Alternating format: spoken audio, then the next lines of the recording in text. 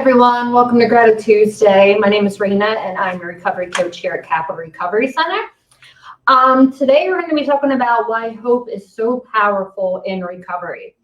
And this article comes from ashleytreatment.org. And it starts out by saying we use the word hope all the time.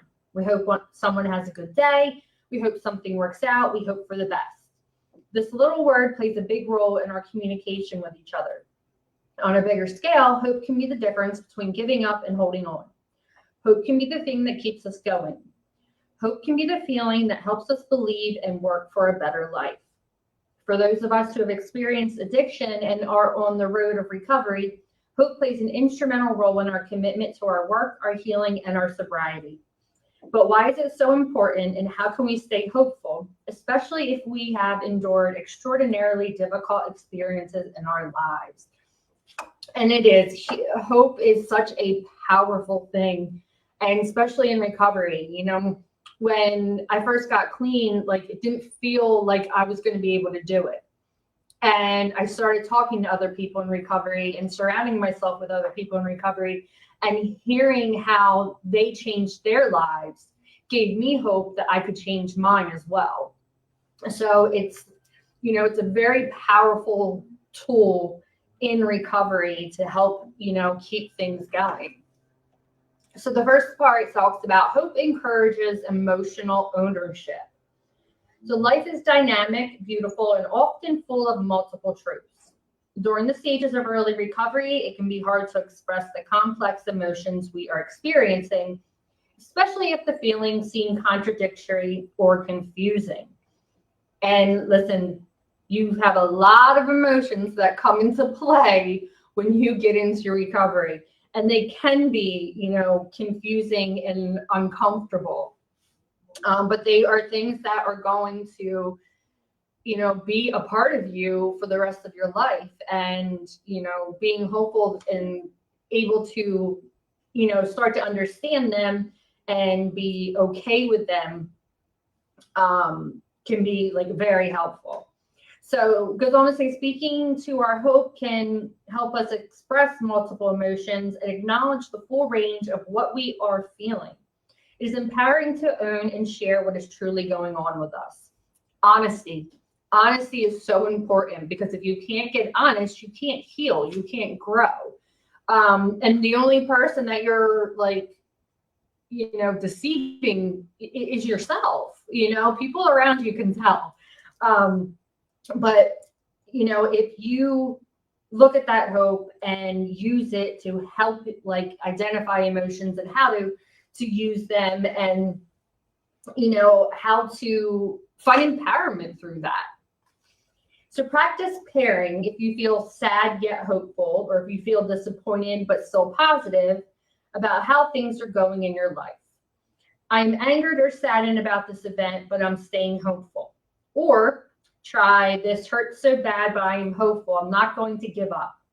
Having hope or being hopeful does not mean you are denying the harsh reality of the world, only that you are moving through the world with the lens of hope. And this kind of goes to something I always think about, how, don't make permanent decisions based on temporary feelings. And this kind of goes with that. You can be in a bad place, or be upset or mad or sad or whatever you're feeling, but at the same time, still be hopeful that you are going to work through it. You are going to come out on the other side. So the next part talks about how hope keeps you hopeful for the future. Holding out hope can remind yourself of what your goals and dreams are. What are you working towards? What do you hope to accomplish? Reflect on what is truly working well in your life. Do those things give you hope for the future? And, setting goals and having something to work towards can give you such great motivation. It can help drive you. So for me, when I got clean, I had to go back to mom's house, and I hadn't done that since I was about 16 years old. So it was not something that I wanted to do for a long period of time. It gave me a goal to work towards. It gave me something to focus on and something to work for. And I had to do that in recovery because that was the only way I was going to be able to get back on my own 2 feet and, have my own place to live again.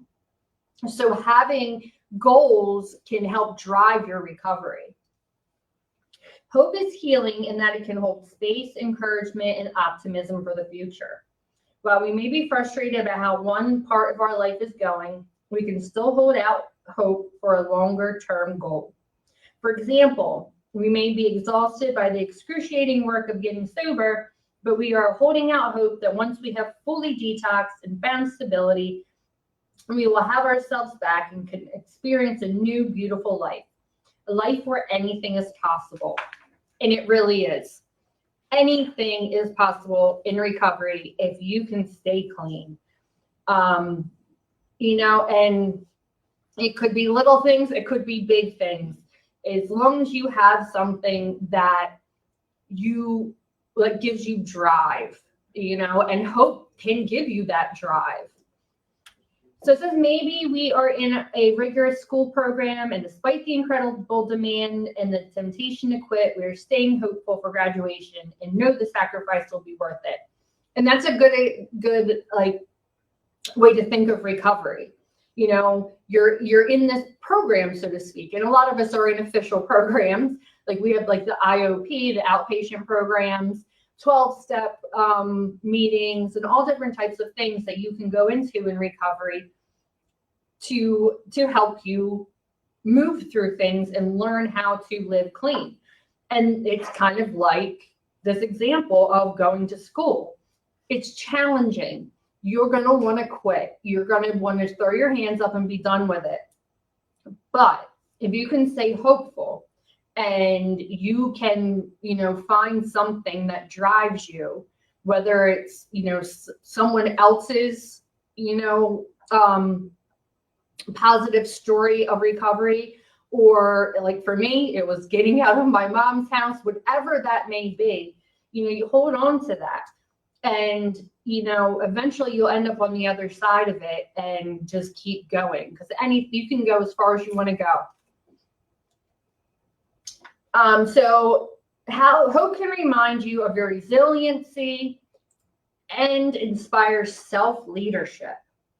So think back on how much you have overcome in your life. What kept you holding on during those times? What guided you during difficult days? Was it a hope that your strength, courage, and determination would get you through? Take time to reflect on the beacons of hope in your life. Who inspires you? Who gives you hope for the future? Who are your role models? What do you appreciate about how they hold hope? And let's look at those questions, right? Because these can be really great way to practice, finding positivity in recovery. So who inspires you? For me, it was other people in recovery. It's my sponsor. It's the fellowship that I belong to. Seeing those other people that came and, found recovery before me gives me inspiration, and it allows me to believe that, yes, I can do these things too. So who gives you hope for the future? For me, it's my fiance. We have a plan, we have goals, we have things that we want to work towards in our lives, and, to build a future together. And who are your role models? One of my biggest role models is my sponsor. Someone that I've never seen in active addiction, but knowing where she came from and where she is now is just, it's amazing. I really do admire her. And then what do you appreciate about how they hold hope? It's the positivity. It's the knowing that you can overcome, you can grow, you can, become someone so much bigger and more amazing than what you were. And for me, that really is a driving force. So next part talks about how hope can encourage you to get real and grieve. Our hope can hold us during times of deep grief and pain. An important part of recovery is working through your past with a mental health counselor, recovery support, or a healing community. Allow yourself to cry, feel, grieve, and purge, and then come back to you, to your hope. Accepting, embracing, experiencing, and releasing emotions will encourage and empower us to come back to what is true for us, that we carry a foundation of hope. Grieving is a way to let go and rest into a healing hope. I love that. Grieving is a way to let go and rest into healing hope. You know, if we hold on to these things from our past, they just continue to eat at us. And, you know, we need to learn how to fill up our insides with, you know, positivity and hope. And if you're holding on to things that are gnawing through that, it's hard to move on. You know, a good cry is a great way to just get everything out. If you are a person that likes to journal, that gets everything out. You know, allowing yourself to just let go of all the negativity of your past and, you know, look for the future.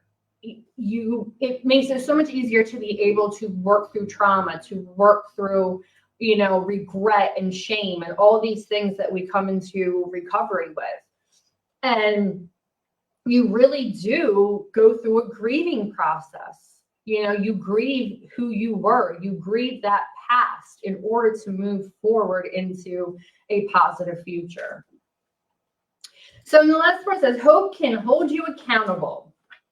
Your hope can orient you and keep you committed to your recovery. It can keep you focused on the positive changes you are making.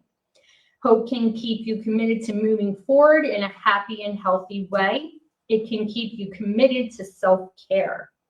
Hope can help you rebuild your life, prioritize yourself, and help you during the recovery process.